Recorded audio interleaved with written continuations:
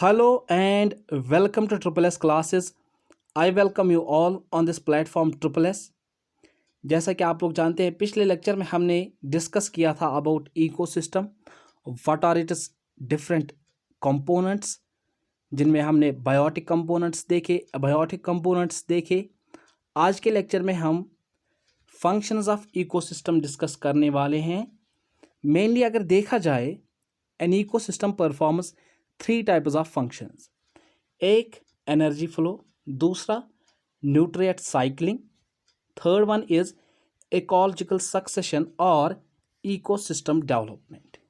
ये तीन फंक्शंस हैं एक इकोसिस्टम की। आज के लेक्चर में हम डिस्कस करेंगे first one, that is energy flow.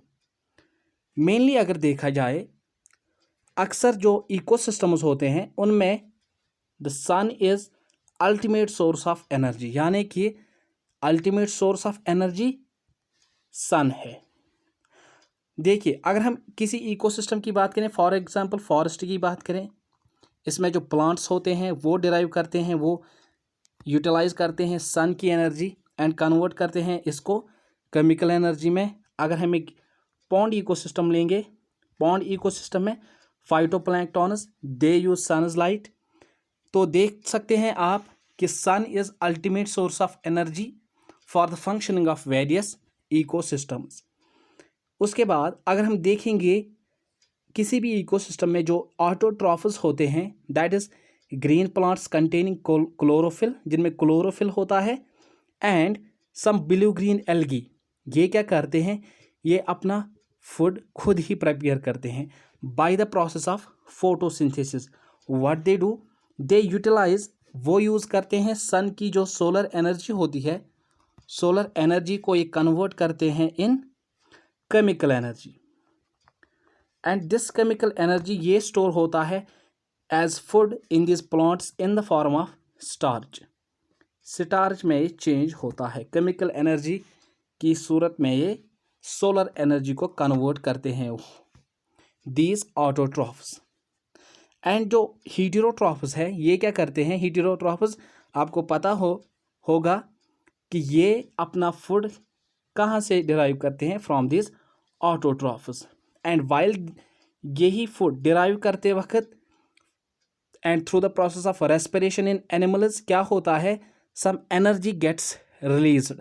For example अगर आपने देखा होगा, अगर फॉर एग्जांपल हम देखेंगे देयर इज ए डियर, अगर हम किसी डियर को लेंगे, यहाँ पे दिस डियर ये यहाँ पे घास खा रही है, एंड यहाँ पे कोई लाइन आ गया पीछे से जो इसको रन कर रहा है। इस लाइन को चाहिए क्या, what it needs, it needs its food, deer. तो while running behind this deer कुछ एनर्जी ये रिलीज करता है in the form of heat in its surroundings, in its environment, and through the process of respiration, उसके बाद जब ये इसका हट करता है, इसको खा जाता है, उसके बाद रेस्पिरेशन के प्रोसेस से कुछ हीट एनर्जी बाहर निकलती है, इन एनवायरनमेंट ये रिलीज होती है, एंड दिस एनर्जी फ्लो, जो इकोसिस्टम में एनर्जी रिलीज होती है, this energy flow is governed by the laws of thermodynamics, जो आपको पता होंगे, अगर नहीं होंगे तो मैं आपको याद दिला दूं। First law of thermodynamics, what is states, first law states energy can neither be created nor destroyed although it can be changed from one form to another। जैसा आपने देखा ऑटोट्रॉफस ने क्या किया, उन्होंने सोलर एनर्जी को कन्वर्ट किया इन केमिकल एनर्जी या लाइट एनर्जी को in chemical energy. This is first law, यही होता है एक इकोसिस्टम में, energy gets changed, converted from one form to another. And second law is what, second law is जो ये हीट रिलीज होती है, energy release in the form of heat in atmosphere, in surroundings, in the environment, it can not be reused by these living organisms. जो ये heat through the process of respiration, या जो ये heat while जब ये line run करता है behind this dear, जितना भी ये हीट रिलीज होता है एनवायरनमेंट में, this can not be reused by the living organisms. And यही लॉज ऑफ थर्मोडायनेमिक्स गवर्न करते हैं इस एनर्जी फ्लो को एक इकोसिस्टम में। And the most important point here is always remember energy flow in an ecosystem is always linear and unidirectional, एक ही direction में हमेशा होगा। फॉर एग्जांपल अगर हम यहाँ पे लेंगे ऑटोट्रॉफ्स को, दैट इज ग्रीन प्लांट्स को, एंड इन ग्रीन प्लांट्स को कौन खा जाते हैं? Herbivores, these are plant eaters खा जाते हैं इनको। And in turn these herbivores are consumed by primary consumers, then secondary, या आप बोल सकते हैं at the last these are consumed by carnivores. तो आपने देखा एनर्जी ग्रीन प्लांट से शिफ्ट होके, हर्बीवोर से शिफ्ट होके टॉप कार्निवोर्स तक पहुंच गई इन a linear direction, always linear, not in ऐसे ऐसे नहीं, लीनियर डायरेक्शन में, एक ही डायरेक्शन में। एंड यूनिडायरेक्शनल मीन्स यहाँ रिवर्सल नहीं हो सकता। कार्निवोरस, ये हर्बीवोर जो है वो अपना फूड, वो अपनी एनर्जी कार्निवोर से डिराइव नहीं कर सकते, right. So remember energy flow in an ecosystem is always linear and unidirectional, remember this point. उसके बाद हम कुछ ट्रॉपिक लेवल इंटरेक्शन देखेंगे, right. What is this trophic level? Trophic level ये सिग्निफाई करता है एक फूड वेब में, जो हम आगे पढ़ने वाले हैं, या एक फूड चेन में, what is the position of an organism, what position an organism occupies an in a food chain, in a food web, this is his trophic level, इसको हम ट्रॉपिक लेवल बोलते हैं। अब हम कुछ इंटरेक्शंस देखेंगे। What are the interactions? First interaction is food, first interaction is food chain. Food chain पहली बार इसको इंट्रोड्यूस किया था, इस पे काम किया था किसने? अल-जहीज, ये एक अरब फिलासफर थे अल-जहीज, इन्होंने ही काम किया था। फर्स्ट टाइम ही introduced the concept of this food chain. And later on Charles Elton की एक बुक में इसको पॉपुलराइज किया था किसने? चार्ल्स एल्टॉन ने इन 1927। देखेंगे what is a food chain. Food chain क्या होता है? Food chain is a sequence of organisms that feed on one another form a food chain. देखिए फूड चेन बताता है हमें कि one species, one organism is eaten by another, and this in turn is eaten by another, this is in turn is eaten by another organism। देखिए जैसे हमने देखा कि फीडिंग पैटर्न क्या है एक इकोसिस्टम में, how organisms feed on each other, ये हमें कौन बताता है? Food chain. एंड अगर हम देखेंगे food chain starts with producers and and with top carnivores. For example अगर हम एक फॉरेस्ट इकोसिस्टम लेंगे, इसमें जो ग्रासेस होती हैं, what are this grasses? These are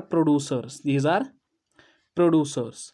and फिर इन ग्रासेस पे कोई डियर आती है, डियर अपना न्यूट्रिशन डिराइव करती है इन ग्रासेस पे।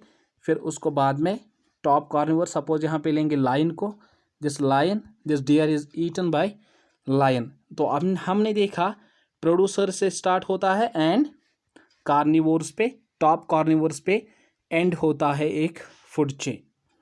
अगर हम देखेंगे ग्रीन प्लांट्स को, what they do, these autotrophs और green plants convert solar energy into chemical energy and in the form of storage, this is stored in these green plants। and what is this process called?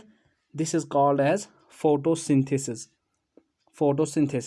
and उसके बाद these herbivores consume these plant matter and later on these herbivores are consumed by carnivores। यही concept हमें food chain देता है, food chain, right। उसके बाद एक और complex term आता है, हम देखेंगे, उसके बाद हम टाइप्स देखेंगे। Different types of food chain के भी टाइप्स हैं, सब टाइप्स है। क्या है? First one is grazing food chain. Grazing food chain for example देखिए, ग्रेजिंग फूड चेन स्टार्ट होता है विद प्रोड्यूसर्स, फ्रॉम प्रोड्यूसर से स्टार्ट होता है and later on it moves to herbivore जो हमने पहले ही देखा, एंड टॉप कार्निवोर्स पे ये एंड होता है एक ग्रेजिंग फूड चेन। अगर हम एक बात करें, फॉर एग्जांपल अगर हम एक टेरेस्ट्रियल इकोसिस्टम लेंगे, टेरेस्ट्रियल इकोसिस्टम में क्या होता है, अगर हम ग्रास को लेंगे, grass is eaten up by caterpillar and caterpillar is in turn eaten by lizard, एक लिजर्ड इसको खा जाती है एंड बाद में इस लिजर्ड को एक स्नेक कंज्यूम करता है, राइट। आपने देखा दिस फीडिंग पैटर्न, यही हम पहले ही बोल चुके हैं, इसी फीडिंग पैटर्न का नाम फूड चेन है, इसी को फूड चेन कहते हैं। And remember grazing food chain starts with producers and it ends at top carnivorous. For example अगर हम पॉन्ड इकोसिस्टम की बात करें, अगर हम एक पॉन्ड को लेंगे, उसमें जो फाइटोप्लैंक्टन होते हैं, what they do, they prepare their own food.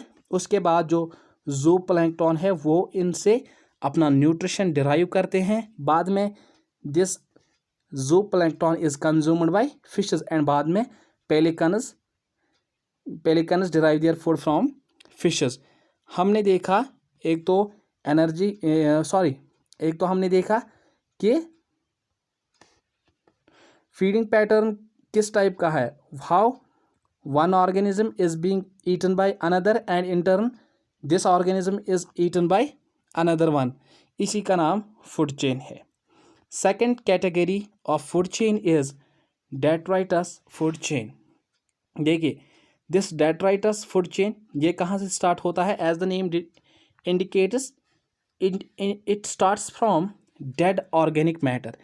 Dead organic matter जो होता है of decaying animals, for example कहीं पे क्या है, कहीं पे कोई बाढ़ आ गई, उससे क्या है प्लांट्स जो फॉरेस्ट में थे वो तहस नहस हो गए, उनकी जड़ें उखड़ के आ गई, या जो जितने भी एनिमल्स थे उन सब की डेथ हो गई।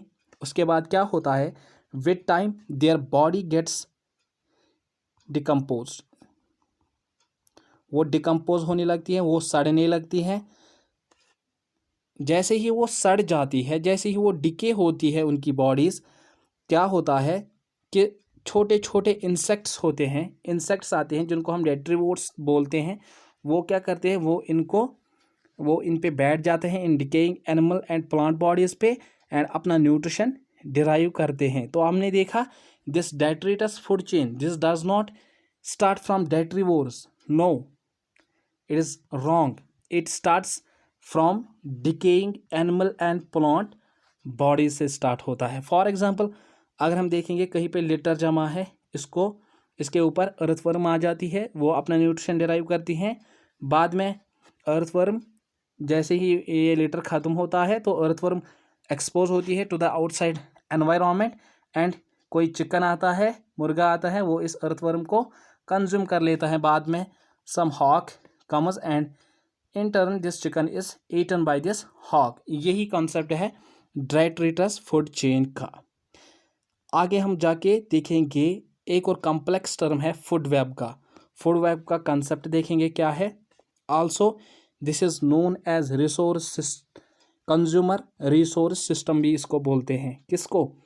ए food web is also called as consumer resource system. देखिए बहुत सारी ऐसी फूड चेन्स होती हैं जो आपस में इंटर रिलेट होती हैं। फॉर एग्जांपल अगर हम ग्रास को लेंगे, ग्रास को एक तो कंज्यूम कर सकते हैं, कैटरपिलर भी इसको कंज्यूम कर सकते हैं एंड इसको कंज्यूम कर सकते हैं कौन, डियर भी इसको कंज्यूम कर सकता है, या माउस भी इसको कंज्यूम कर सकता है। एक ही ग्रास को दो कंज्यूम कर सकते हैं एंड कहीं ना कहीं ये जो यहाँ से फूड चेन स्टार्ट होती है, अगर इसके बीच में इंटरलिंक, हमने कोई इंटरलिंक देखा कि ये सारी जो फूड चेन्स हैं ये आपस में इंटरलिंक्ड है, राइट, तो इसको बोलते हैं food web. Food web is what, interconnection of several inter related food chains. Remember this, inter related food chains जो होंगी।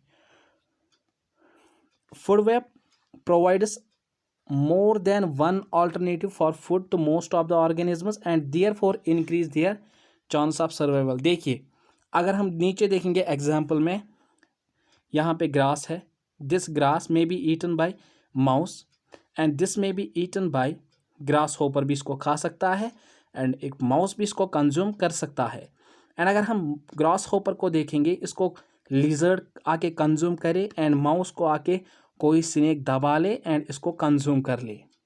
बाद में हम देखते हैं क्या, इस लिजर्ड को कोई हाक आया, कोई ईगल आई, उसने इसको कंज्यूम कर लिया एंड स्नेक को भी कोई ईगल आई, कोई हाक आया, इसने इसको कंज्यूम कर लिया, राइट।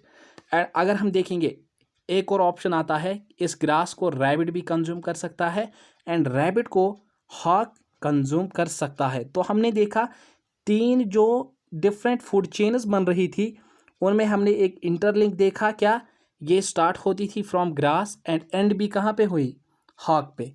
सेम प्रोड्यूसर से स्टार्ट होती है बहुत सारी food chains and top carnivore जो हॉक है वहीं पे एंड होती है, इंटरलिंक है इनमें। तो ये बनाएंगी क्या, एक फूड वेब। देखिए अब क्या है, देखिए जहाँ पे हमने ये हॉक को देखा, हॉक के पास बहुत सारे अल्टरनेटिव है।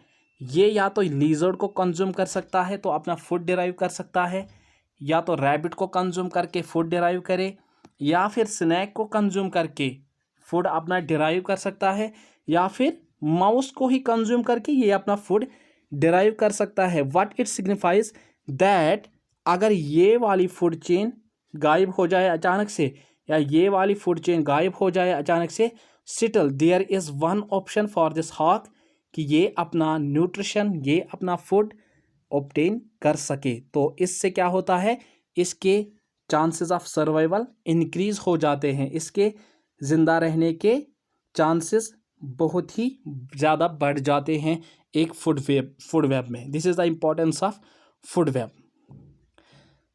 उसके बाद देखिए जितनी स्पीशीज डाइवर्सिटी होगी उतनी ही कॉम्प्लेक्स फूड वेब होगा। जैसे हमने देखा बहुत सारी स्पीशीज थी तो फूड वेब भी कॉम्प्लेक्स बन गया। And resilience of an ecosystem depends on complexity of food web. This is directly proportional. Resilience is of an ecosystem is directly proportional on the complexity of food web. जितनी ज़्यादा complex होगी एक food web उतना ज़्यादा ये ecosystem resilient होगा। Means resilient means this, ये जो फूड वेब है ये एक तरह से एक शॉक एब्जॉर्बर का काम करेगा, शॉक एब्जॉर्बर का काम करेगा। जितना ज़्यादा कॉम्प्लेक्स फूड वेब होगा उतना ज़्यादा ये इकोसिस्टम रेजिलियंट होगा, उतना ज़्यादा इसमें शॉक एब्जॉर्बर्स होंगे। फॉर एग्जांपल देखिए अगर हम इसको हटा दें, ये वाली फूड चेन अगर गायब हो जाए या ये वाली गायब हो जाए तो स्टिल कोई चांस रह जाता है कि जिससे ये हॉक सर्वाइव कर सकते हैं एंड ग्रास की या रैबिट की पॉपुलेशन इनको कंट्रोल में हम रख सकते हैं। This is what I am trying to say here. उसके बाद अगर हम देखेंगे तो इकोलॉजिकल पिरामिड एक इम्पॉर्टेंट कॉन्सेप्ट है इकोलॉजिकल पिरामिड्स का। इकोलॉजिकल पिरामिड क्या दिखाते हैं, ये एक पिरामिड शेप डायग्राम है, diagrammatically which represents number of organisms हम इसमें दिखाते हैं, अमाउंट ऑफ बायोमास दिखाते हैं and energy available at various trophic levels in an ecosystem. एक पिरामिड शेप डायग्राम होता है जिसमें हम दिखाते हैं कि number of organisms eight each trophic level, eight various trophic levels in an ecosystem कितनी ज़्यादा है, कितने ऑर्गेनिजम्स है, अमाउंट ऑफ बायोमास कितना है, या कितनी एनर्जी अवेलेबल है to the next trophic level and so on. ये हम डिनोट करते हैं, शो करते हैं, डिस्क्राइब करते हैं by the use of these pyramids which are known as ecological pyramids. And मैं आपको बताता चलूँ यहाँ पे जनरली मेजरली 3 कैटेगरीज है पिरामिड्स की। Pyramids, these ecological pyramids, these are of 3 categories. First one is pyramid of numbers, second pyramid of biomass and third one is pyramid of energy. देखिए अगर हम pyramid of numbers की बात करें, these pyramid of numbers as they were developed by Charles Elton, जो मैंने आपको पहले ही बताया इन्होंने काम किया है, इन्होंने पॉपुलराइज किया है फूड चेन के कॉन्सेप्ट को। एंड यही चार्ल्स एल्टन थे इन 1927। इन्होंने क्या किया, इन्होंने ये पिरामिड ऑफ नंबर इन्होंने ही डेवलप किया था एंड इन्हीं के नाम पे इनको एल्टोनियन पिरामिड भी कहा जाता है। This pyramid of numbers is also called as Eltonian pyramid, right. Pyramid of number दिखाता क्या है, इट रिप्रेजेंट्स, ये हमें दिखाता है कि नंबर ऑफ ऑर्गेनिजम्स, कितने ऑर्गेनिजम्स प्रेजेंट है वेरियस ट्रॉपिक लेवल, जितनी भी जो एक इकोसिस्टम होता है उसमें फूड चेन अगर हम देखेंगे, फूड चेन में बहुत सारी ट्रॉपिक लेवल्स होती हैं। हाउ, कितने ऑर्गेनिजम्स है, व्हाट नंबर, कितने ऑर्गेनिजम्स प्रेजेंट है एट ईच ट्रॉपिक लेवल, इस ट्रॉपिक लेवल में कितने ऑर्गेनिजम्स है, इसमें कितने ऑर्गेनिजम्स है, ये हमें शो करते हैं कौन, pyramid of number. And remember important is कि या तो ये अपराइट हो सकता है, अपराइट और अपवर्ड, या अपवर्ड भी कह सकते हैं, या तो पिरामिड ऑफ नंबर इन्वर्टेड हो सकता है, that is it may be upright और इन्वर्टेड।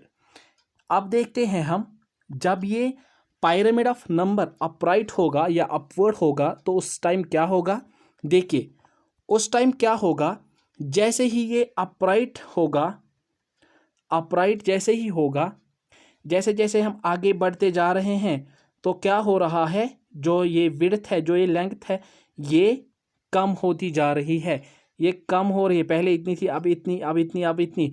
तो व्हाट इज सिग्निफाइज, ये हमें क्या दिखाता है कि जैसे ही आप आगे आगे ट्रॉपिक लेवल्स में सक्सीड करोगे, प्रोसीड करोगे, what will happen, the number of individuals, the number of organisms, ये डिक्रीज होगा, रिमेंबर इट, ये डिक्रीज होगा, राइट। ये अपराइट पिरामिड हमें क्या दिखाता है कि जैसे ही आप आगे आगे बढ़ोगे एक फूड चेन में, क्या होगा कि जो ऑर्गेनिजम्स है, इंडिविजुअल्स है, इनका नंबर डिक्रीज होगा। फॉर एग्जांपल अगर हम एक ग्रासलैंड इकोसिस्टम लेंगे, फॉर एग्जांपल देखिए यहाँ पे जो ग्रास है बहुत ही ज़्यादा, इसका नंबर होगा, number here I am discussing, number के साथ आप डील करें, नंबर को आप याद रखें, we are discussing number pyramid. अगर हम देखेंगे तो इसमें ग्रासेस की क्वांटिटी, ग्रासेस का नंबर बहुत ही ज़्यादा होगा। उसके बाद अगर हम सेकंड पे आएंगे हर्बीवोर्स पे, हर्बीवोर्स ग्रासेस के मुकाबले में थोड़े कम होंगे। उसके बाद प्राइमरी कार्निवोर्स जो इन पे डिपेंड होंगे, हर्बीवोर्स को कंज्यूम करेंगे, राइट, प्राइमरी कार्निवोर्स, उनका नंबर कम होगा। एंड लास्ट तक जैसे ही हम टॉप कार्निवोर तक आएंगे, इसका नंबर बहुत ही कम होगा as compare to grass, as compare to producers, right. This is the pyramid of numbers. Here we have to stress upon number, number पे आप ध्यान देंगे, नंबर पे at each trophic level we have what we have to learn, we have to memorize only, we are discussing about number, individual number, species number। अब देखेंगे, मैंने आपको पहले ही बताया, या तो ये अपराइट हो सकता है या तो ये इन्वर्टेड भी हो सकता है। जब ये इन्वर्टेड पिरामिड ऑफ नंबर होगा, what it signifies, inverted pyramid में क्या ये दर्शाता है, ये हमें ये दर्शाता है कि जैसे ही आप आगे आगे प्रोसीड करते जाएंगे, जितने भी आगे आगे ट्रॉपिक लेवल्स आती जाएंगी, उनमें the number of individual gets increased, individual number, जितने भी नंबर ऑफ इंडिविजुअल है इस पर्टिकुलर ट्रॉपिक लेवल में, वो इंक्रीज होते जाएंगे। पहले यानी कि जो फर्स्ट ट्रॉपिक लेवल है उसमें कम इंडिविजुअल्स होंगे एंड जो लास्ट वन होगा उसमें ज़्यादा इंडिविजुअल्स होंगे, नंबर होगा। फॉर एग्जांपल अगर हम एक फॉरेस्ट में देखेंगे, इसमें ट्रीज़ है, बहुत सारी ट्रीज़ होती है, trees as compare to insects बहुत ही कम होती हैं। फॉर एग्जांपल अगर हम इन पे देखेंगे तो इंसेक्ट्स बहुत ज़्यादा होंगे एंड इन इंसेक्ट्स को कौन कंज्यूम करेंगे, बर्ड्स की क्वांटिटी इसके मुकाबले में सबसे ज़्यादा होगी, इन दोनों के मुकाबले में। एंड यही है इन्वर्टेड पिरामिड ऑफ नंबर। लेकिन इसकी एक लिमिटेशन है, पिरामिड ऑफ नंबर की लिमिटेशन है, क्या है कि हर किसी टॉपिक लेवल में, फॉर एग्जांपल अगर अगर हम रफली ये आइडिया लगाते हैं, this is not the exactly हम कैलकुलेट नहीं कर पाएंगे। It is very difficult to count all the organisms, सभी ऑर्गेनिजम्स को हम काउंट नहीं कर पाएंगे। So the pyramid of number does not completely define the trophic structure of an ecosystem. हम इससे ट्रॉपिक स्ट्रक्चर एक इकोसिस्टम का कैसा होगा, हम ये क्लियरली हम ये डिस्क्राइब नहीं कर पाते from this pyramid of number. This is the limitation here. उसके बाद जो सेकंड pyramid है, that is pyramid of biomass. This is pyramid of biomass, and इसमें जो बायोमास है यानी कि जो ड्राई ऑर्गेनिक मैटर की क्वांटिटी है उसको हम मेजर करते हैं gram per metre square. And this concept, this pyramid of biomass, this was developed by Bodenheimer in 1938. This is important. Pyramid of biomass, this was developed by Bodenheimer in 1938. ये क्या दिखाता है हमें, what it signifies, what it describes, ये हमें दिखाता है जितना भी there is term is dry organic matter, जैसे ही आप प्रोसीड करते जाएंगे इन an ecosystem various trophic levels पे आपको कितना ड्राई ऑर्गेनिक मैटर अवेलेबल होगा, ये हमें दिखाता है pyramid of biomass. pyramid of biomass यहाँ पे भी है, इट मे बी अपराइट और inverted, just as pyramid of number can be upright और inverted, in the same way pyramid of biomass can also be upright और inverted. जब upright upward या upright pyramid होगा तब क्या होगा, देखिए अगर हम एक एग्जांपल लेंगे, एक फॉरेस्ट इकोसिस्टम लेंगे, उसमें जो प्रोड्यूसर्स होंगे उसके बाद उनको कंज्यूम करेंगे हर्बिवोरस, उसके बाद उनको primary carnivorous, secondary consumers and carnivorous, and last तक खाएंगे हम टॉप कंज्यूमर्स या टॉप कॉर्निवोरस पे। देखिए अगर हम प्रोड्यूसर्स फॉर एग्जांपल ये हम ग्रास लेंगे, एक फॉरेस्ट इकोसिस्टम में जो ग्रास का ड्राई जो ग्रास का जो ड्राई ऑर्गेनिक मैटर होगा वो ज़्यादा होगा एज कम्पेयर टू हर्बिवोरस। फॉर एग्जांपल इसमें गिने चुने होंगे, फॉर एग्जांपल कितने, अगर हम ग्रास को लेंगे इसकी क्वांटिटी बहुत ज़्यादा होगी। फॉर एग्जांपल अगर ये 100 क्विंटल्स है सपोज, उसके बाद अगर हम बात करेंगे हर्बिवोरस की, हर्बिवोरस फॉर एग्जांपल हिरन, इसमें कुल 20 है राइट, एंड इसका सपोज लेंगे इसका मास इससे कम होगा, इसका dry organic matter as compare to producers कम होगा, ये 80 ही क्विंटल होगा, एंड उसके बाद प्राइमरी कंज्यूमर्स का 60 होगा, एंड सपोज टॉप कॉर्निवोरस का कितना होगा, ये कम होगा। ये लाइनस होंगे, लाइनस गिने चुने होंगे इस इकोसिस्टम में, इनका mass as compare to this बहुत ही कम होगा।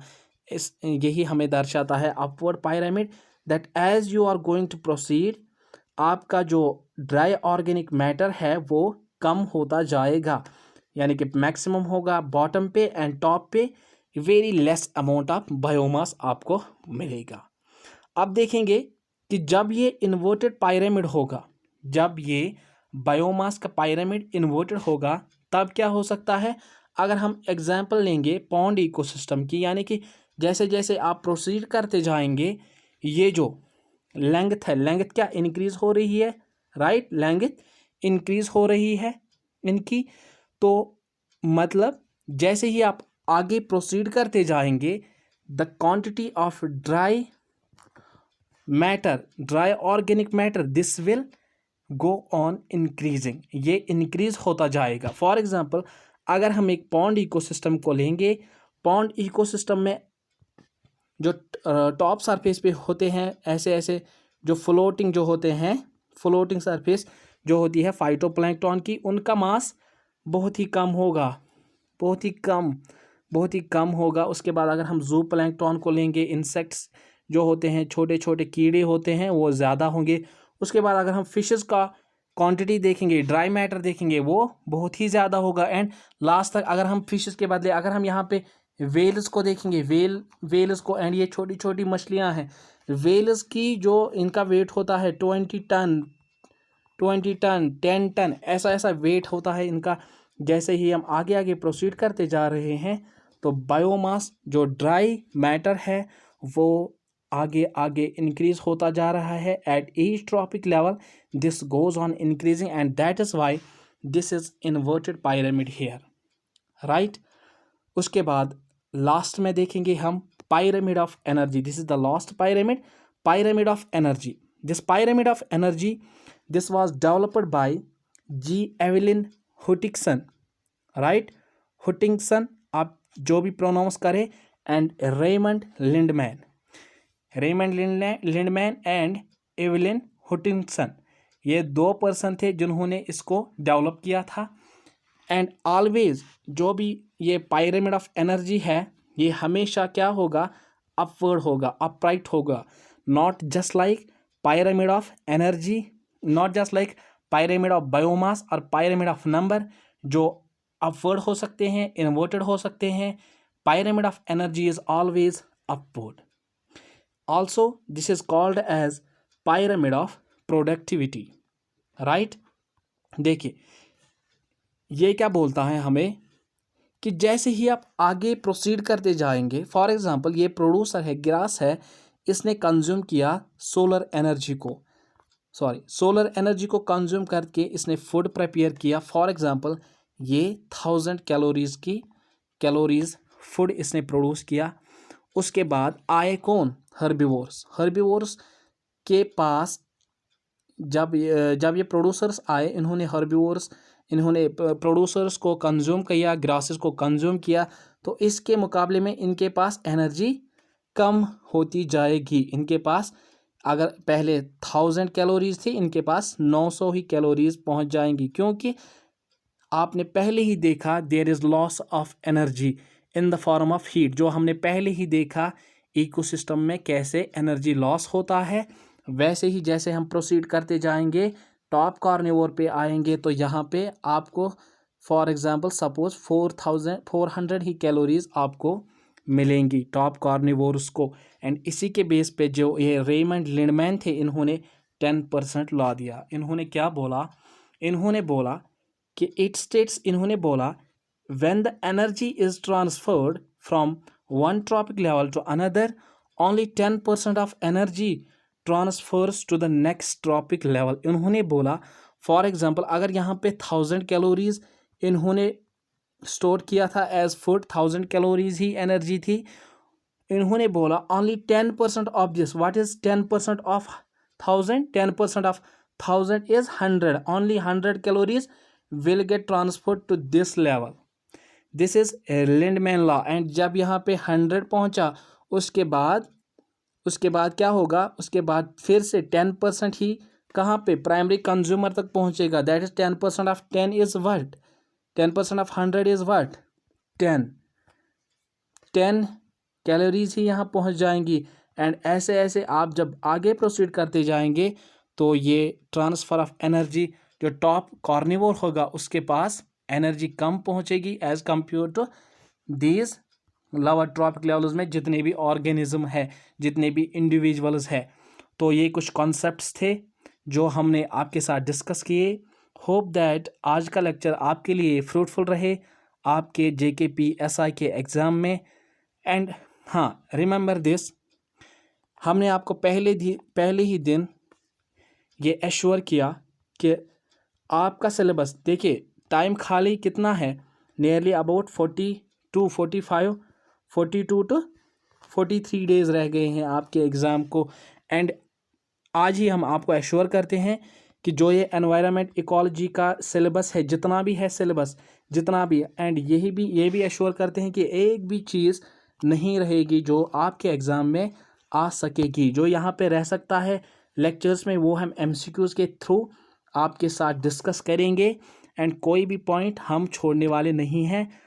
मैक्सिमम सिलेक्शंस SSS से होंगी. जब रिज़ल्ट होगा तब होगा, आप देख लेना. उस दिन पेपर के दिन भी आप देख लेना, आप एनालाइज करना कि मैक्सिमम क्वेश्चंस यहाँ से आपको मिल जाएंगे. तो आप ज़्यादा चिंता ना करें इस बात की कि सिलेबस कंप्लीट होगा या नहीं होगा. आई एश्योर यू कि सिलेबस टाइम पे कंप्लीट होगा, जो आपको सुमित सर ने पहले ही बोला. वरना अगर हम देखें ना तो 45 डेज़ में कंप्लीट होने वाला नहीं है ये सिलेबस, 30 डेज़ में कंप्लीट नहीं हो सकता।